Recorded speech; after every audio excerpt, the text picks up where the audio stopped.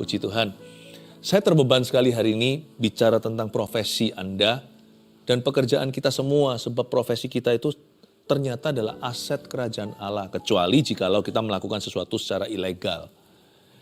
Kalau karir kita itu adalah vulgar dosa, misalnya kita melakukan sesuatu yang jelas-jelas menentang firman Allah. Tapi jikalau karir kita baik-baik aja, sesuatu yang halal, ingatlah bahwa itu adalah panggilan Allah. Dan juga pekerjaan kita itu adalah aset bagi kerajaan sorga. Tahukah Anda bahwa Tuhan itu tidak ada keisengan? Itulah artinya tidak ada pertukaran bayangan. Berarti nggak ada yang namanya Tuhan itu kebetulan taruh kita di situ. Di mana Anda ditempatkan, itu titah. Itu titah raja. Siapa raja atas hidupmu? Siapa raja atas hidup kita? Ya raja di atas segala raja. Jangan pernah berpikir bahwa, pendeta saja panggilan yang berkenan. Siapa bilang? Itu cuma beda aja panggilannya. Tetapi yang memanggil sama. Dia memanggilmu kudus. Kudus itu bukan berarti suci, tidak pernah berbuat dosa. Kudus juga bukan berarti sempurna. Kudus itu artinya set apart bagi Allah atau dipisahkan untuk tugas khusus. Apa tugas khususmu dalam profesimu? Dalam pekerjaan kita. Seorang mahasiswa, apa tugas utamanya? Ibu rumah tangga? Atau karyawan, profesional kerja? Atau bahkan owner of a company atau pemilik sebuah bisnis? Tuhan tidak mengukur kita berdasarkan takaran miskin kaya, berapa banyak harta. Di mata Tuhan, semua kita tuh miskin. Termasuk konglomerat, di mata Tuhan semua melarat. Itu cuma tinggal gini aja loh bedanya. Yang punya sedikit dan yang punya lebih sedikit. Bagi Tuhan itu cuma begitu, karena tidak ada di antara kita yang punya banyak. Buktinya nyawa aja masih utang sama Tuhan. Jadi mari kita sekarang melihat dari perspektif ini supaya kenapa? Supaya bukan hanya supaya kita dapat berkat, karena saya rasa berkat bukanlah yang kita tuju. Tapi supaya kita menjadi berkat dan hati kita diberkati oleh Tuhan. When your heart is blessed, hatimu diberkati. Anda akan menemukan sukacita dalam pekerjaan Anda. Itu kan judulnya hari ini. Menemukan sukacita dalam pekerjaan kita. Ya, mari kita baca sekarang ayatnya di Pengkhotbah pasal 3 ayat 9 sampai 15. Saya bacakan dulu ya semua, lalu saya akan bahas ayat per ayat seperti biasanya. Apakah untung pekerja dari yang dikerjakannya dengan berjerih payah? Aku, kata Salomo, telah melihat pekerjaan yang diberikan Allah kepada anak-anak manusia untuk melelahkan dirinya. Ia membuat segala sesuatu indah pada waktunya, bahkan ia memberikan kekekalan dalam hati mereka. Tapi manusia tidak dapat menyelami pekerjaan yang dilakukan Allah dari awal sampai akhir. Aku tahu bahwa untuk mereka tak ada yang lebih baik daripada bersuka-suka dan menikmati kesenangan dalam hidup mereka. Dan bahwa setiap orang dapat makan, minum, dan menikmati kesenangan dalam segala jerih payahnya, itu juga adalah pemberian Allah. Aku tahu bahwa segala sesuatu yang dilakukan Allah akan tetap ada untuk selamanya. Itu tidak dapat ditambah dan tak dapat dikurangi. Allah berbuat demikian supaya manusia takut akan Dia. Yang sekarang ada, dulu sudah ada. Dan yang akan ada, sudah lama ada. Dan Allah mencari yang sudah lalu.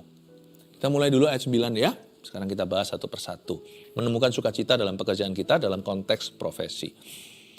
Apakah untung pekerja dari yang dikerjakannya dengan berjerih payah?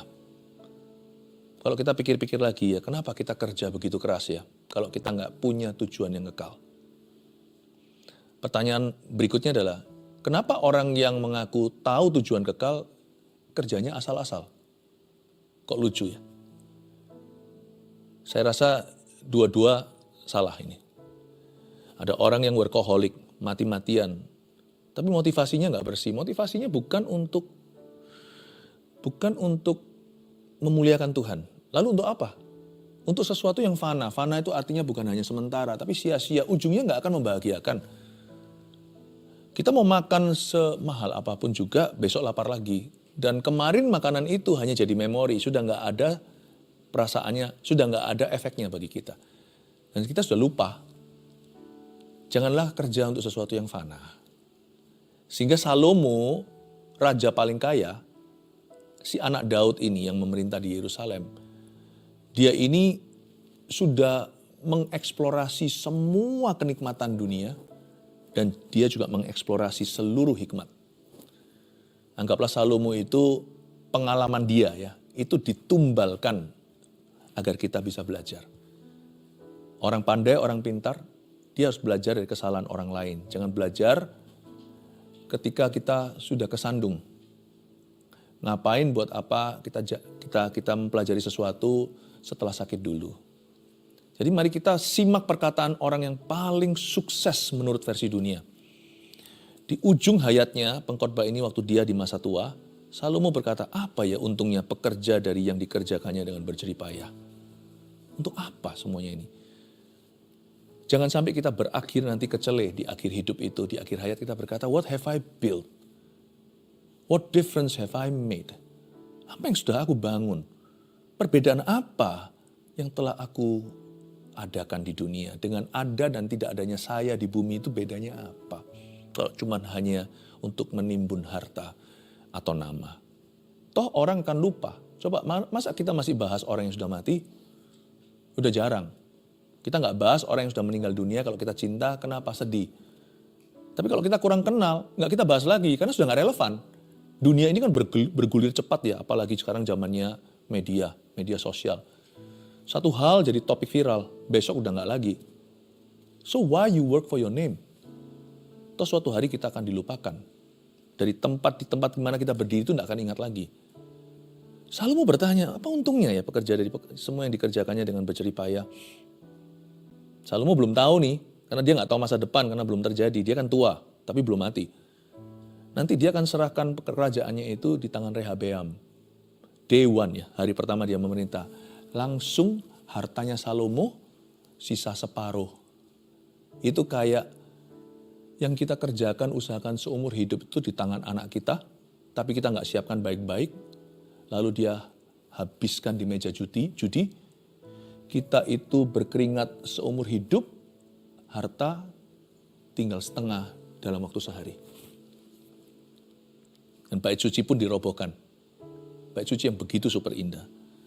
Jadi gak heran ayat 9 ini dia peka, dia sudah merasa ini, sudah punya firasat. Untuk apa ya kerja semuanya ini? Ayat 10, aku telah melihat pekerjaan yang diberikan Allah kepada anak-anak manusia untuk melelahkan dirinya.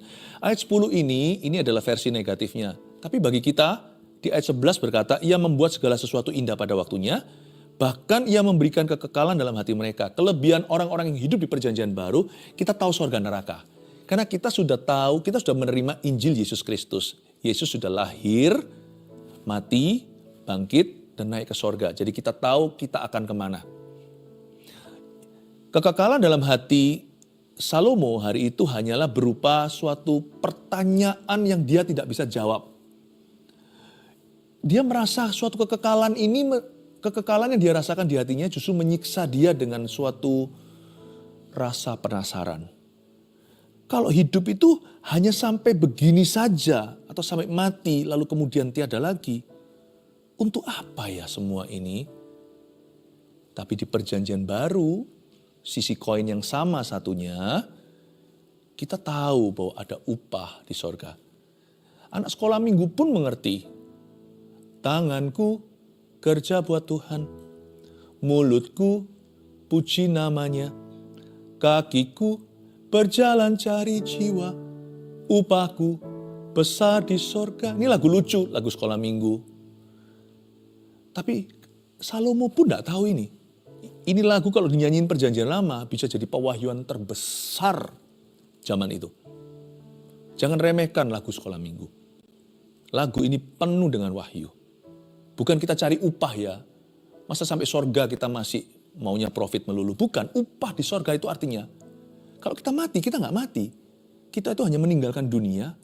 Dan semua jeripaya pekerjaan dan makna hidup kita itu akan Tuhan reward di sorga nanti.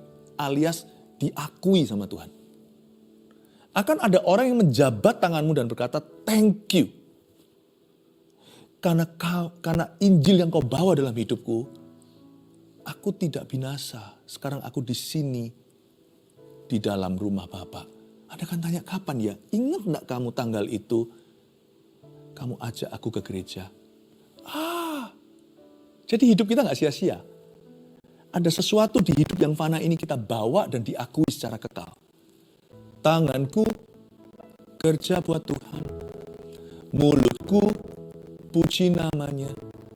Kakiku berjalan cari jiwa. upahku besar di sorga. Ini yang membuat Salomo penasaran. Untuk apa ya? Karena dia nggak lihat sorga. Di perjanjian lama belum ada pewahyuan tentang afterlife. Ada samar-samar kalau Anda baca di Mazmurnya Daud, papanya juga ada berkata, dan aku akan diam di rumah Tuhan selamanya. Dia ada rasa lah, ada feeling lah, tapi Tuhan belum wahyukan. Tapi dia ada semacam firasat, pasti ada something more, something beyond, ada sesuatu yang lebih, sesuatu yang lanjut. Tapi dia nggak bisa bahasakan, kalah sama sekolah minggu. Makanya Yesus berkata, Yohanes Pembaptis ini, dia adalah nabi terakhir perjanjian lama yang membuka halaman perjanjian baru. Dia mungkin lebih besar dari nabi yang lain, tapi siapapun yang lahir baru dalam kerajaan Allah lebih besar dari dia. Anak sekolah minggu pun tahu. Kalah semuanya nabi-nabi zaman dulu. Mereka hanya firasat, feeling dan penasaran. Kalau Salomo sih kecampur frustrasi. Karena dia banyak sia-siakan potensi. Apa sih untungnya pekerjaan dari yang dikerjakan dengan berjerih payah? Aku telah melihat pekerjaan yang diberikan Allah kepada anak-anak manusia untuk melelahkan dirinya bagi kita yang tahu bahwa ada upah di sorga. Tuhan melihat pekerjaan yang diberikan, aku melihat pekerjaan yang diberikan Allah kepada anak-anak manusia, Anda dan saya, bukan untuk melelahkan kita, tapi untuk membuat kita semakin bersuka cita. Katakan amin. Membuat kita semakin happy. Wow, setiap hari hidup itu excited loh, saya bergairah, karena saya tahu hidup itu gak berhenti sampai sini. Saya bersyukur, saya hidup di era perjanjian baru. Semua pekerjaan saya tidak lagi untuk melelahkan diri. Semua pekerjaan saya serahkan ke tangan Allah. Lord, I give all my life to you. Ku persembahkan hidupku kepadamu. Dan apapun yang kulakukan, saya ingat 5 jari. I do this for you. Apapun yang kulakukan, asal bukan dosa atau sesuatu yang tidak halal. Selain itu, apapun yang kulakukan, aku melakukan ini untuk Tuhan. Hidupku penuh sukacita, dan aku bisa menemukan sukacita dalam pekerjaan saya. Bukan untuk melelahkan diriku, tapi justru untuk memberi makna kepada kehidupan yang sementara. Karena itu, there are two sides to this. Ada 2 sisi dari koin ayat 10. Sisi perjanjian lama, samar-samar. Karena tidak tahu, lelah aku. Sisi perjanjian baru, aku tahu. Haleluya. Untuk semua yang Tuhan embankan di kehidupanku ini, ku pergunakan untuk kemuliaan namanya.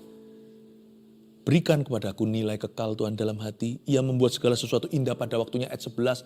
Bahkan masa susah pun saya bisa melihat tujuan Allah. Kesengsaraanku tidak akan disia-sia. Bahkan ada ayat berkata, barang siapa menderita bersama dengan Kristus akan memerintah bersama dengan dia. Wow, Tuhan bekerja sama mendatangkan kebaikan bagi setiap orang yang mengasihinya, yang terpanggil sesuai dengan rencananya. Dan mereka pun akan dimuliakan bersama dengan dia. Ia membuat segala sesuatu indah pada waktunya. Setiap musim kehidupan pasti ada nilai kekalnya. Jadi kita tidak perlu mengeluh kalau our job is tough. Bahkan ayat firman Tuhan lainnya berkata begini dalam surat Paulus, kesengsaraanmu tuh mengerjakan kemuliaan yang kekal. Kesengsaraan kita sekarang itu tiada artinya, tidak seberapa dibandingkan kemuliaan yang akan dinyatakan. Paulus pun menganggap bahwa memikul salib dalam pekerjaannya, dia pendeta, dia pengkhotbah, rasul, pemberita Injil. Dia juga bapak gereja. Dalam segala sesuatu yang harus dialami bahkan disesah. Dia berkata, ini semua ada poinnya. Semua ini akan mengerjakan kemuliaan kekal. Ini tidak ada artinya nanti dibandingkan kemuliaan yang akan dinyatakan. Bahkan Petrus pun berkata, Rasul Petrus, rasul lainnya. Dia juga menulis begini, bahkan mahkota kebenaran disediakan. Wow, saya nggak tahu sih upahnya sebenarnya seperti apa. Saya ikut Yesus itu tidak punya profitable heart, hati yang cari profit enggak. Tapi saya mengerti keadilan Tuhan. Kekekalan itu artinya keadilan. Tuhan tidak akan sia-siakan setiap pengalaman hidupmu. Karena itu jangan kau mengeluh kalau your job is tough. Waduh, bosku ini jahatnya orang, Kristen lagi. Ya udah jangan ikut-ikutan. Kristennya dia merek begitu, Anda tentukan merek sendiri. Yang penting kan tanggung jawab Anda pada Tuhan. Nanti kalau mati kan setiap orang menghadap sendiri. Masa lewat bosnya dan sebagainya, jangan saling menuding. Masing-masing akan menjawab secara pribadi. Kalau Anda menderita karena Anda berbuat dosa, berbuat salah, tidak ada glory. Perjanjian Baru dengan jelas mengajarkan itu. Tapi kalau kita menderita karena kebenaran, anggaplah itu sukacita. Anggaplah itu adalah glory atau kemuliaan Allah sedang bekerja di dalam hidupmu. Jadi bahkan sampai masa-masa sulit pun ada intinya. Bahkan ia memberikan kekekalan dalam hati mereka. Orang yang punya kekekalan dalam hati nggak akan mudah patah semangat atau putus asa. Karena dia itu long haul, pikirannya itu jangka panjang. Makanya itu saya nggak percaya kalau ada orang mengklaim dia tahu, oh aku sudah diselamatkan. Suatu hari aku akan masuk ke sorga. Tapi orang itu kerjanya asal-asalan. Berarti dia tidak menghayati arti kekekalan. Kekekalan itu sekarang sudah masuk dalam setiap aspek hidup kita. Bahkan waktu kita masih dalam darah daging, ini yang namanya debu belum kembali menjadi debu, tanah belum menjadi kembali tanah. Di dalam tubuhku yang fana ini, I will glorify God with my body. Aku akan memuliakan Allah dengan badanku, dengan tubuhku. Apapun yang kulakukan, I do this for you. Aku akan lakukan ini untuk Tuhan. Nggak mungkin akan asal-asalan. Apapun yang kita kerjakan, kekekalan itu akan memenuhi. Ya, dia akan meresapi. Dia akan masuk dalam setiap aspek kehidupan kita dan menjadi motivasi tertinggi. I'm doing this for him, aku melakukan ini untuk dia. Menderita pun, tahan banting atau bertahan di dalam tekanan, tetap untuk Tuhan. Aku nggak balas kejahatan dengan kejahatan. Tampar pipi kiri, ku kasih pipi kanan. Tampar pipi kanan, ku kasih pipi kiri. Aku lakukan itu demi Yesus Kristus. Dalam pekerjaan kita, pasti kita sungguh-sungguh kalau ada kekekalan di dalam hati kita. Pasti kita takut mencuri. Pasti kita takut korupsi. Pasti kita takut malas-malasan. Bukan karena takut hukuman. Saya tidak mau sia-siakan kekekalan. Everything I do here, apapun yang kulakukan di sini, tidak kulakukan itu ngefek sampai suatu hari di hidup kekalku. Karena setiap orang akan diadili sesuai dengan pekerjaannya dan perbuatannya. Dan setiap orang akan mendapat upah sesuai dengan perbuatannya. Itu kitab Wahyu. Itu bukan kata manusia, bukan filsafat, itu firman Allah. Ia membuat segala sesuatu indah pada waktunya, bahkan ia memberikan kekekalan di dalam hati mereka. Tapi manusia tidak dapat menyelami pekerjaan yang dilakukan Allah dari awal sampai akhir. Ya, meskipun demikian, hari per hari kita nggak tahu apa yang akan terjadi. Kita diajari untuk bergantung pada tuntunannya. Ayat 12, aku tahu bahwa untuk mereka tak ada yang lebih baik daripada bersuka-suka dan menikmati kesenangan dalam hidup mereka. Terdengar pesimis, padahal ayat 12 ini penuh dengan kedalaman. Aku tahu bahwa untuk mereka tak ada yang lebih baik daripada bersuka-suka. Ini Salomo tidak menyarankan untuk kita itu pesta pora dan foya-foya. Maksudnya gini loh. Salomo berkata, ada baiknya kita juga secara sengaja, dengan cara yang bijaksana, kita menikmati kehidupan kita. Karena kita tahu kita hidup di dunia ini sementara. Jangan kita itu abaikan kebutuhan orang-orang yang kita cinta. Sebab suatu hari kita tidak bisa memenuhi kebutuhan mereka. Waktu kita mati, Gembala Agung yang akan memenuhi. Saya bisa care untuk anak-anak saya sekarang di dunia. Karena saya papanya satu-satunya. Suatu hari kita semua waktu bertemu di sorga, Bapa di sorga satu-satunya. Kalau saya mau jadi papa itu di sini sekarang. Bukan di sana. Saya nggak tahu ya, hanya Tuhan yang tahu, jangan spekulasi. Paling-paling kita cuma dapat hint atau cuma dapat bocoran waktu Yesus dibangkitkan. Yesus kan umur sekian. Apakah itu berlaku untuk setiap kita? Saya tidak tahu.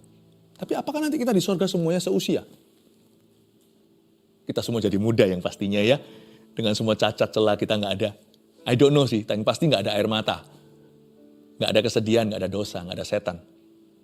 Kalau mau jadi papa, di sini aja. Mau nikmati sungguh-sungguh, menjadi orang tua yang penuh kasih pada anak-anaknya. Now is the time. Jangankan sebelum mati, sebelum tua kalau bisa. Mau cinta sama istrinya, mau cinta sama suaminya. Sekarang. Ini meskipun nanti suatu hari di sorga, hubungan kita pasti ada samanya. Tuhan itu adil. Pasti ada friendship yang continue, pasti ada suatu persahabatan, kedekatan, keintiman kan bukan soal seksualitas saja. Keintiman itu bicara tentang keakraban, itu pasti kita bawa lah. Nggak mungkin kita di sana itu saling cuek-cuekan. Sorga bukan tempatnya demensia. Orang demensia sembuh di sana. Udah nggak ada lagi gitu-gitu. Sorga bukan tempat orang pikun. Sorga itu berada di dalam kemahatauan Allah. Berarti kita pasti ada kecipratannya.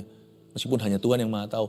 Tapi dengan jelas Alkitab memperingatkan, Yesus sendiri yang berkata, suatu hari mereka tidak akan hidup kawin dan mengawinkan. Tapi seperti malaikat. Mau jadi suami yang betul-betul loving to his wife? Now is the time. Now is the time. Sekarang waktunya. Mau jadi istri yang sungguh-sungguh care banget sama suaminya? Sekarang, ibu-ibu, jangan tunggu nanti. Semoga ini mengajar kita sesuatu ya. Saya coba menjelaskan sesuatu yang sebenarnya tidak mudah tentang kekekalan, tapi saya coba menjelaskan demikian rupa supaya Anda bisa mengaplikasikannya. Ini bukan suruh foya-foya, tapi suruh menikmati hidup bukan dengan berbuat dosa. Dosa itu cuma satu pohon doang yang tidak boleh dijamah. Pohon yang lainnya itu silakan makan. Meskipun di tengah-tengah Taman Eden itu ada satu pohon namanya pohon kehidupan. Itu dulu yang dimakan, kalau bisa baru pohon yang lain buahnya. Sebenarnya dosa itu overrated. Terlalu dibesar-besarkan. Sebenarnya siapa bilang menikmati hidup itu harus berdosa?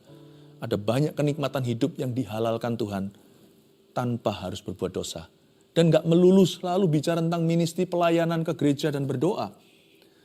Monggo silahkan kalau sana mau menikmati semua berkat Tuhan. Itu pun kehendak Allah. Bapak kita tuh baik, mana ada ayah yang kasih kala jengking anaknya minta roti, kasih batu, kasih ular.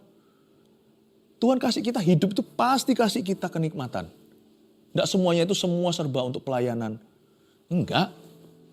Ada orang yang picik hatinya. Jangan dengarkan. Orang itu tidak mencerminkan Tuhan. Kalau kita lihat orang lebih sukses dari kita, sebenarnya dimotivasi dengan iri. Cuma dia nggak mau mengakui. Lalu dia berkata, kamu punya ini, punya itu. Kasih dong ke fakir miskin. Kasih dong ke semua ini. Kasih dong ke pelayanan, ke penginjilan dunia. Jangan dengarkan. Kalau Anda tahu hatimu benar dan hidupmu sudah tertib. Anda punya perjanjian dengan Tuhan. Anda sudah punya komitmen tersendiri. Jangan kau dengarkan. Sebab orang itu tidak mewakili Tuhan. Itu nasihatnya adalah nasihat fasik, kedengaran meskipun kedengarannya rohani. Itu seperti teman-temannya Ayub yang memberi dia nasihat namun Tuhan tegur. Nasihat apa-apaan itu? Tuhan tidak suruh kita foya-foya, pesta pora, lalu kita menikmati kesenangan dengan tidak bijaksana, tanpa kekang, tanpa kendali. Bukan. Tapi Tuhan juga menentang orang-orang yang iri. Dan Tuhan itu Bapa yang baik. Dia itu kepingin Anda dan saya makan roti, minum air jernih. Tuhan itu tidak mau kasih kita kalajengking. Tuhan itu senang kalau kita itu bisa enjoy hidup kita. Apa yang sah dan apa yang datang dari tahta Bapa untuk you and your family. Please, silakan. Kalau Anda lihat orang yang lebih enjoy misalnya, lebih punya, banggalah dan bahagialah untuk mereka. Dan kalau Anda merasa Anda lebih sedikit, Anda tidak seberuntung mereka, ya nggak apa-apa. Anda tidak usah merasa seperti korban dan belas kasihan, mengasihani diri sendiri, victim mentality, merasa dirinya sepertinya, kasihan aku ini. Nggak usah. Setiap level itu ada kenikmatannya kalau hatinya itu benar di hadapan Tuhan. Nggak usah saya naik ke level itu baru saya bisa super happy. Kamu di level itu, aku di level ini. Kita dua-dua unda-undi 11-12 kok sama-sama super happy. Hati-hati aja dengan keinginan. Sebab kebutuhan manusia itu sebenarnya kurang lebih sama kok. Yang beda cuma apa yang bisa dibeli. Tapi apa yang Tuhan sediakan seringkali for free. Tahukah Anda? Kadang-kadang saya melihat orang-orang yang renang di swimming pool yang bagus. Wow, bisa hotel bintang 5, nggak mudah. Kadang-kadang kalau saya melihat di luar, di Indonesia nggak tahu masih ada pemandangan gitu. Misalnya kalau lagi banjir gitu, lalu ada anak-anak kampung yang saling berenang-berenang di sana. Wah, happy banget. Jalanan raya itu jadi kolam renang free lagi. Dan anehnya nggak sakit. Kalau kita nyemplung, kita langsung jatuh sakit. Nggak sakit loh. Luar biasa nggak? Tuhan memberi happiness pada setiap orang. Asal orang itu bersyukur. Yang nggak bisa beli jangan iri. Yang bisa beli jangan gaya. Nikmati bagianmu sendiri, bersyukurlah kepada Allah. Kalau bisa kerja kayak gitu, ambisi kita itu adalah maju. Ambisi kita bukan sikut kanan kiri supaya membuktikan diri, bukan. Silakan, setiap orang harus maju dong, setiap orang harus excellent dalam pekerjaannya. Tapi bukan untuk gaya, bukan untuk ngece orang lain, dan juga bukan ambisius iri, aku mau jadi seperti orang itu. Ngapain jadi orang lain? Majukan pekerjaan bukan supaya jadi orang lain. Majukan pekerjaan supaya Anda bisa mempertanggungjawabkan talenta kepada Tuhan. 1 jadi 2, 2 jadi 4, 5 jadi 10 kota. Supaya Anda bisa memuliakan Allah. Saya coba urusi dulu di bidang motivasinya. Lanjut lagi ya, ayat yang ke-13. Dan bahwa setiap orang dapat makan, minum, dan menikmati kesenangan dalam segala jeripayanya.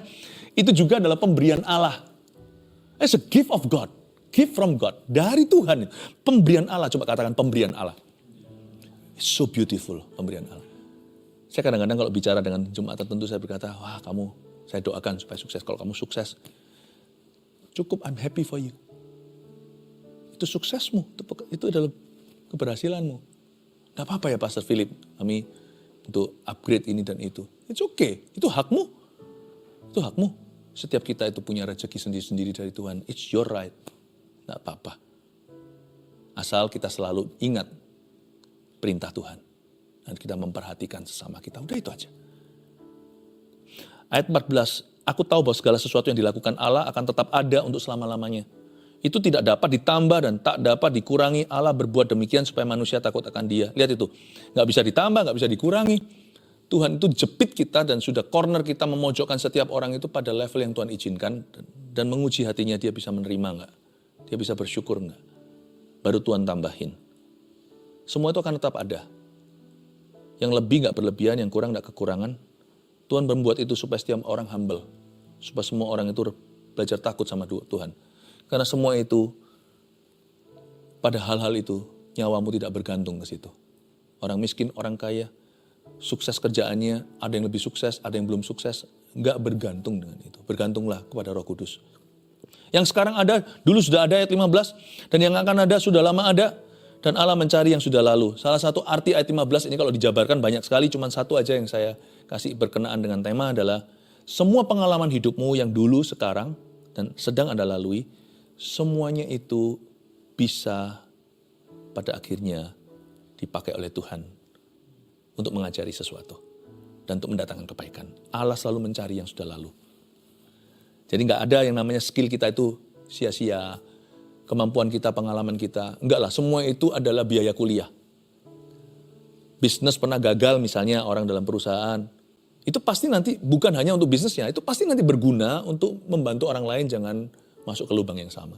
Segala sesuatu di hidupmu itu akan dipakai Tuhan untuk mendatangkan kebaikan dan untuk membangun kerajaannya. Ada orang yang pintar sekali desain-desain, arsitek misalnya, ternyata pada akhirnya dia dipercaya oleh gereja untuk bisa bantu desain gereja. Ternyata pekerjaannya itu berguna untuk kerajaan Allah. Bukan hanya untuk membuat dia sukses dalam profesinya, tapi dia bisa melakukan sesuatu di mil kedua. Melakukan sesuatu sebagai ministry, atau untuk mengembalikan favor yang dia sudah terima dari Tuhan Yesus. Pastilah, semua yang terjadi di hidupmu, baik yang baik maupun yang nampaknya buruk, semua itu akan Tuhan pakai untuk membangun kerajaannya. 3 poin Anda bisa catat. Menemukan sukacita dalam pekerjaan kita, nomor 1, menyadari bahwa pekerjaan kita adalah pemberian Allah. First of all, akui dulu, kerjaanku ini datangnya dari Tuhan. Kecuali jikalau pekerjaan Anda ilegal, jangan ngaku-ngaku. Itu bukan dari Tuhan, bertobat dan tinggalkan. Tapi kalau pekerjaan itu baik, tapi gini Pastor Philip, saya itu nggak suka pekerjaan saya masalahnya.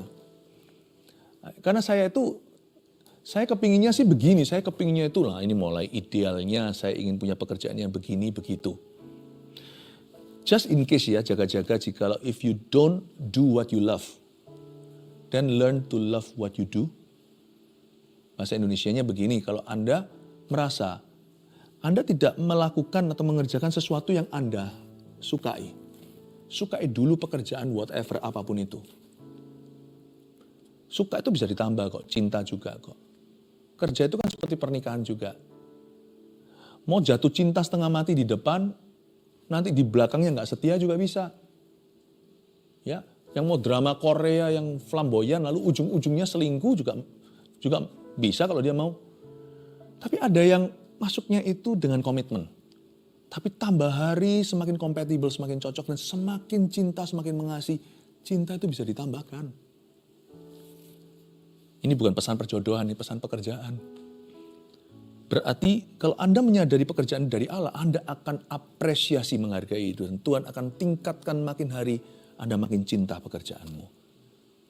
Itu dia menemukan sukacita dalam pekerjaan kita. Nomor 2, menikmati hasil jeripaya kita sebagai berkat daripadanya. Penting punya karunia menikmati. Dari kerja keras kita itu, jangan semuanya itu disimpan melulu. Tapi juga harus ada yang Anda nikmati bersama dengan keluarga, orang-orang yang Anda cinta. Nikmatilah. Karunia menikmati itu adalah motivasi yang dahsyat untuk kita semakin sungguh-sungguh bekerja. Enjoy it wisely. Secara bijaksana, nikmatilah. Bijaksana takarannya apa? Relatif, setiap orang harus ngikut sendiri, makanya itu selalu merapat dan mendekat pada Roh Kudus. Karena dia roh kebenaran dalam hati. Anda pasti akan tahu, lebih dari itu tidak srek hatinya, sesuatu yang berlebihan Tuhan pasti beritahukan. Ya. Ketiga, membangun kerajaannya melalui keahlian pekerjaan kita. Setiap kita tuh sesuatu yang bisa kita sumbangsihkan untuk kerajaan Allah. Ada orang itu yang punya daya, ada orang yang punya dana, ada orang yang punya talenta. Tahukah karunia itu berbeda-beda? Ada orang yang diberikan karunia untuk memimpin. Ada yang karunia melayani. Siapa bilang karunia itu hanya 9 karunia yang supranatural, yang sifatnya manifestasi. Ada karunia-karunia yang saya sebut tadi. Memimpin.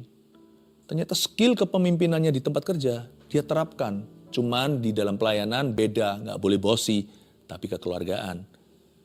Tapi ada juga orang-orang yang diberikan kepada Tuhan karunia untuk memberi. Meskipun setiap kita orang Kristen harus punya DNA seorang pemberi, karena Allah kita adalah Allah yang memberi. Tapi ada orang tertentu yang memang sungguh-sungguh punya karunia khusus di situ. Ya, giver. Entah apa menjadi karunia kita, belajarlah mengerti bahwa Tuhan menempamu di dunia kerja, itu bukan finalnya. Finalnya itu selalu di pekabaran Injil. Selalu Tuhan akan pakai itu, pakai ini untuk itu. Minta sama Tuhan, kasih daya, kasih dana dan talenta kepada kita untuk kita bisa persembahkan. Saya persembahkan, saya bisa 1-2 bahasa. Waktu kecil punya sejarah sekolah di mana. Ternyata hari ini berguna untuk saya memberitakan Injil. Ternyata Tuhan mencari sesuatu yang dari masa lalu. Siapa sadar? Saya pun tidak menyadarinya. Dulu waktu umur 6 saya sekolah di Taiwan, cuma 1,5 tahun doang. Bisa ngomong bahasa Chinese pas-pasan. Ternyata hari ini pelayanan banyak sekali ke Chinese speaking countries. Di Taiwan, di mana. Tanpa saya sadari, Allah mencari yang sudah lalu. Seperti Tuhan ngomong begini sama saya, Philip, semua pengalamanmu, kalau hidupmu diserahkan padaku, semua pengalamanmu, dari sejak kamu lahir, dari orok, dari kecil, semua itu tidak akan ada yang kusia-siakan. Oh iya Tuhan, dulu saya pernah kepahitan, pernah dikecewakan. Sekarang saya mengerti bagaimana hati-hati supaya jangan jadi batu sandungan. Dan juga bagaimana menolong orang lain agar bisa mengampuni orang-orang yang bersalah kepadanya. Allah mencari yang sudah lalu. Jangan kau sangka Anda hanya bekerja. Allah menitipkan sesuatu dalam pekerjaan sehari-harimu. Untuk suatu hari berguna bagi umat manusia lewat dirimu. Dan khususnya bagi pekabaran Injil. Catat 3 hal ini. Menemukan sukacita dalam pekerjaan kita, menyadari bahwa pekerjaan kita adalah pemberian Allah. 2, menikmati hasil jeripayah kita sebagai berkat daripadanya. 3, membangun kerajaannya melalui keahlian pekerjaan kita. Bukankah semua berkat, semua yang baik dan sempurna, datangnya dari tahta Bapa? Mari kita nyanyikan satu lagu ini untuk mengagungkan dan mengeluhkan Bapa kita di sorga. Hanya Kau Tuhan Yesus. Haleluya. Tuhan Yesus yang beriku kedamaian,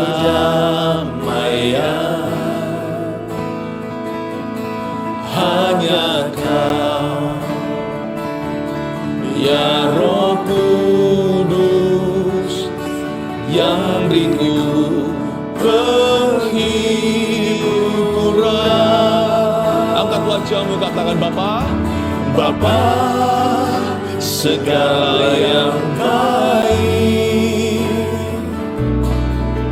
semua datang dari tahta-Mu.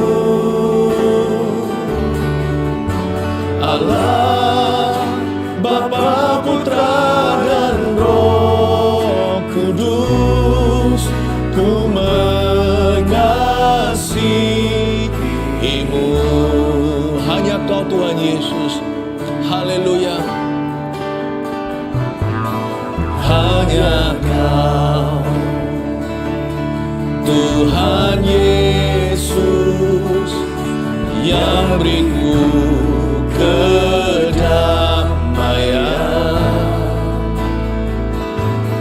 Hanya Kau, ya Roh Kudus, yang beriku penghiburan. Angkat wajahmu, terima berkat dari Bapamu. Bapa, segala yang baik, semua datang dari tata-Mu. Allah, Bapa, Putra, dan Roh Kudus, ku mengasihi-Mu. Bapa, segala yang baik, Bapa, segala yang baik, semua datang dari tata-Mu.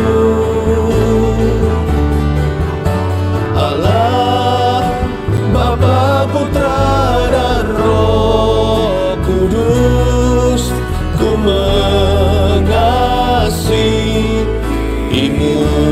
Bapa, segala yang baik kami akui datang daripada-Mu. Bapa, segala yang baik, termasuk pekerjaan kami Tuhan, semua datang dari Kami minta penyertaan-Mu dan pembedaan-Mu atas pekerjaan umat-Mu. Allah, Bapa, Putra, dan Roh Kudus, ku mengasihi-Mu. Minta urapan yang baru Tuhan. Bapa, segala yang baik, semua datang dari tata-Mu. Allah, Bapa, Putra, dan Roh Kudus, ku mengasihi-Mu. Angkatlah kedua tanganmu, keluarga saat teduh bersama jemaat terkasih. Terimalah berkat dari Allah Bapa, Putra, dan Roh Kudus, di dalam nama Yesus khususnya atas pekerjaanmu dan rumah tanggamu. Haleluya. Amin.